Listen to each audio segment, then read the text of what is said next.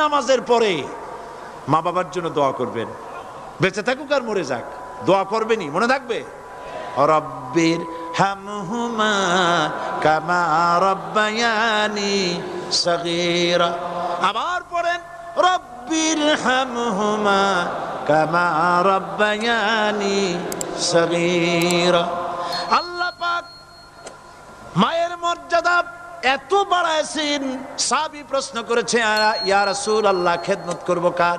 হুজুর বলেন তোমার মায়ের, তারপরে কার? তোমার মায়ের, তারপরে কার? তোমার মায়ের, তারপরে কার? তোমার পিতার।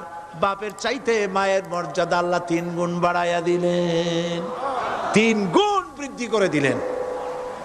হাদিস শরীফে এসেছে হযরত আবী হুরায়রা রাদিয়াল্লাহু তাআলা আনহু রাসূলের কাছে এসে রাতের বেলায় কাঁদতেছিলেন। হুজুর প্রশ্ন করলেন আবু হুরায়রা কাঁদো কেন? হযরত আবু হুরায়রা বলছেন হুজুর মা আমাকে মেরেছে। তিনি প্রশ্ন করলেন আচ্ছা মা তোমারে মারলো কেন? তুমি কি কোনো বেয়াদবি করছো?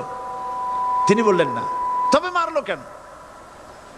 হযরত আবু হুরায়রা বলেন ইয়া রাসূলুল্লাহ আপনার খেদমত থেকে বাড়ি ফিরতে আমার দেরি হয়ে গিয়েছিল। গভীর রাত্রে যখন বাড়ি গেছি মা আমাকে প্রশ্ন করলেন বাবা দেরি হলো কেন, কোথায় ছিলি?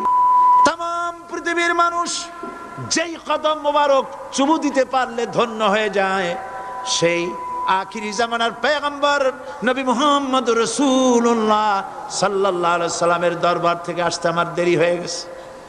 ইয়া রাসূলুল্লাহ আমার মা আপনার নাম শুনে তার গা জ্বলে উঠল, তিনি কাফের মুশরিকা। আপনার নাম শুনে অগ্নি শর্মা হয়ে আমাকে ধরে পিটানো আরম্ভ করলেন আর বললেন আবু হুরায়রা হয় মুহাম্মদ সাল্লাল্লাহু আলাইহি সাল্লামের বাড়ি ছাড়বি নইলে আমার বাড়ি ছাড়বি, কি করবি বল। মার খেতে খেতে আমি বললাম মা তোমার গায়ে যত শক্তি আছে আমারে মারো, তোমার বাড়ি শুদ্ধ তাম দুনিয়াটা ছেড়ে দিতে পারি, মুহাম্মদ রাসূলুল্লাহর কদম মোবারক ছেড়ে দিতে পারি না।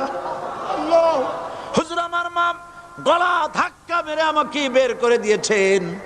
হুজুর বলছেন আবু হুরায়রা মা তোমাকে মেরেছে আর আমার কাছে নালিশ করছো, আমি তোমার মায়ের কোনো বিচার করতে পারবো না।